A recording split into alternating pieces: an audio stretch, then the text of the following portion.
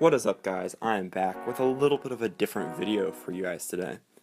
Today, I'm going to be rating my top 25 players in the NBA going into the 2017-2018 season. Now, before we start, I want to say this is my list, and my list is based on more than just scoring and offense. My list is based on all-around ability and defense with their offense. But, obviously, offense can make up for a lack on defense or a lack in passing. Without further ado, let's jump right in. At number 25, I have Hassan Whiteside.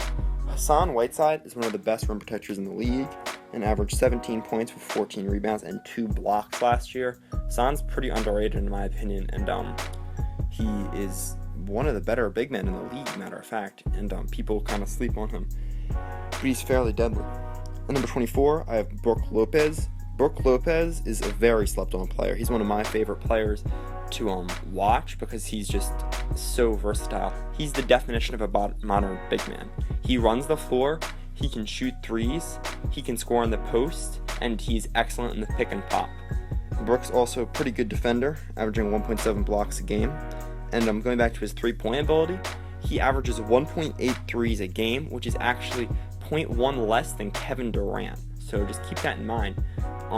He's a very lethal shooter and a very good big man.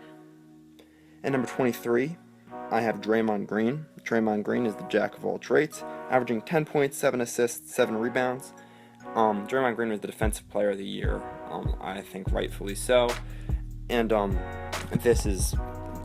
he's a defensive tank, basically, is what I'm trying to say. The only thing keeping him from being higher on this list, even top 10 possibly, is that he's a very limited scorer. Yes, he can hit threes, but he shoots them at a pretty low clip, and if you look at the numbers. Coming in at number 22, I have Blake Griffin. Blake Griffin averaged 22 points a game and is an athletic freak. If you just want to watch Blake Griffin highlights, you can do that all day. He is the type of player that can change the momentum of a game, and is one of my favorite players to watch, and many other people's favorite players to watch. Number 21, I have Gordon Hayward. Gordon Hayward averaged 22 points a game, 2 threes a game, 5 rebounds, and 3 assists.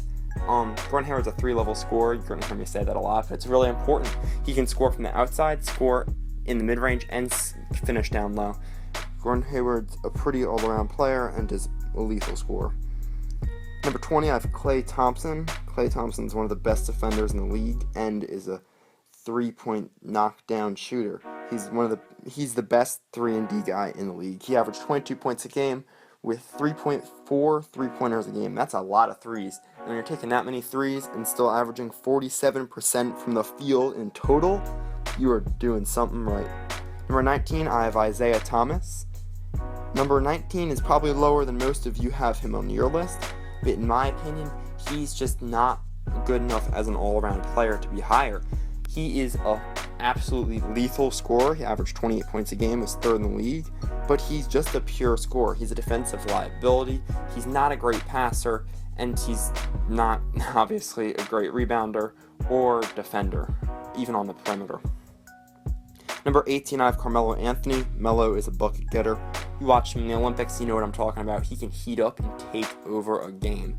Melo had kind of an off year, only averaged 22 points a game last year, but if you watched him in the Olympics, you know Melo can take over a game, and I think if he lands on the Rockets, he is going to be deadly. Number 17, we have Karl Anthony Towns. Cat averaged 25 points a game last year.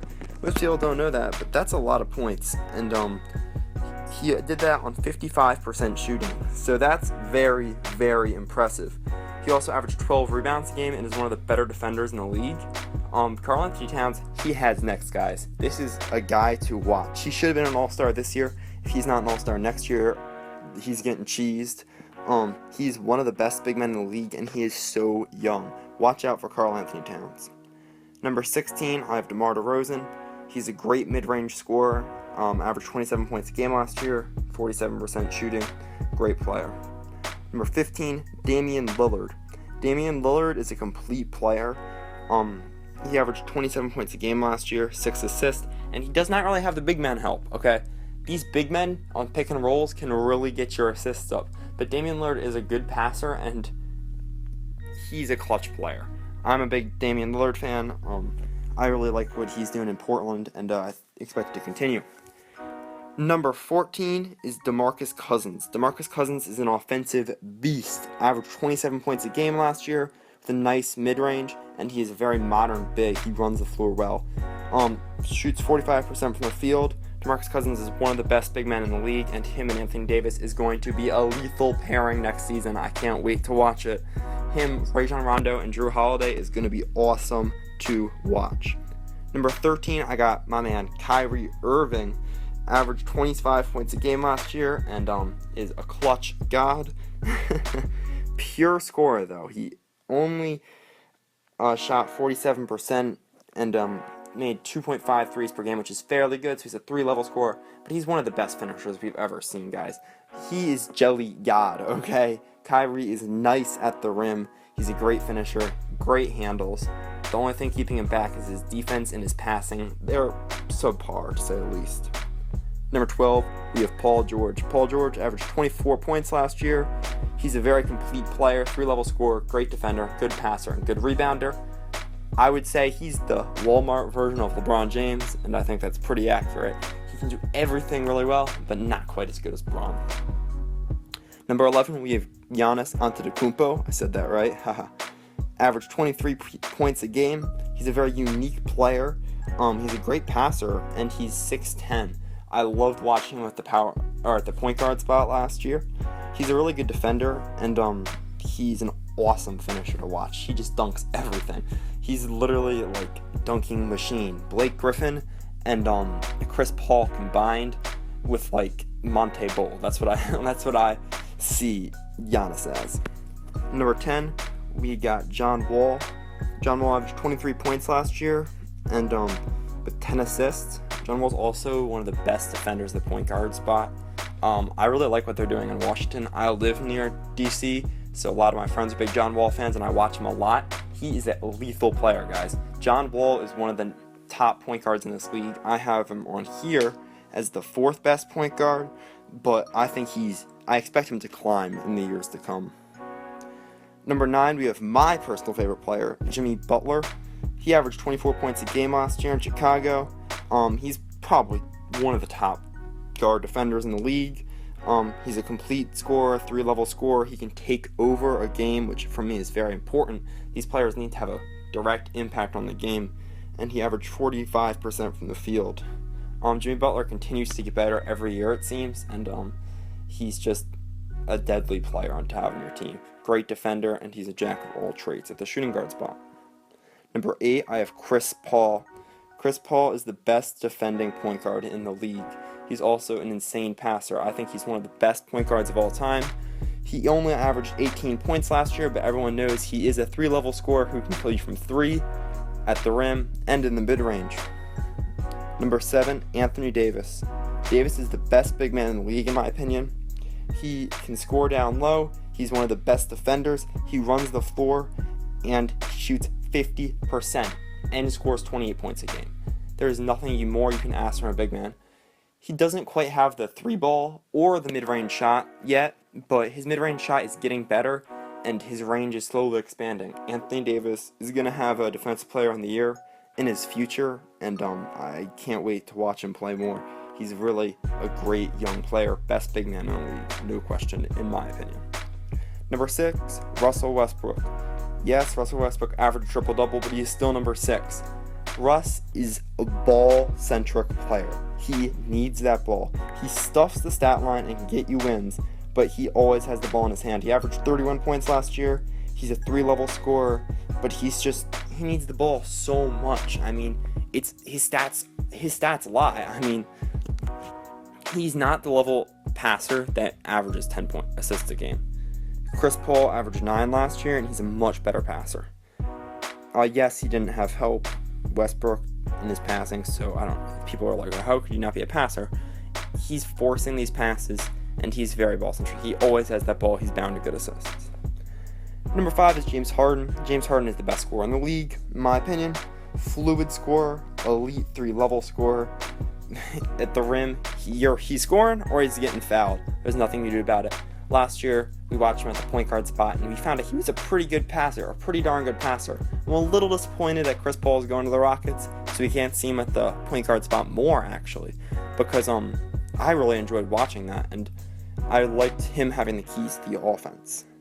Number 4, Stephen Curry, averaged 25 points a game last year. He's the best shooter of all time.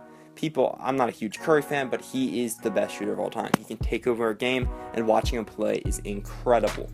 The only thing keeping Curry from being a little bit higher is he's kind of a defensive liability, and he can go cold and has a knack for choking in the finals.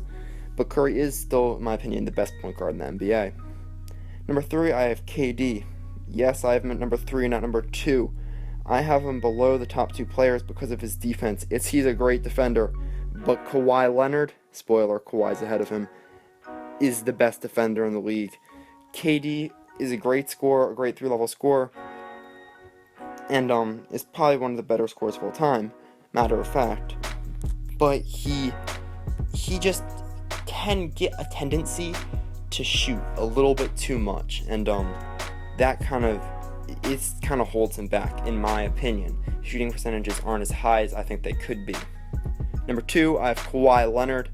Kawhi averaged 25 points last year, as long with taking every team's best offensive player every night, okay, and carrying their offense. Kawhi did all the work for that Spurs team to be the 2 seed. Kawhi is probably the most complete player in the NBA, but I do have him behind my number 1, LeBron James. I actually question putting LeBron number 1 with Kawhi, because I know LeBron coasts these regular seasons now, guys. Just realize, he is coasting, okay? He averaged 26 points last year, probably 7 and 7. I don't know how I look. But it's Bron. He's the most complete player in the NBA. He can do everything. Passing off Magic Johnson, finishing off Giannis.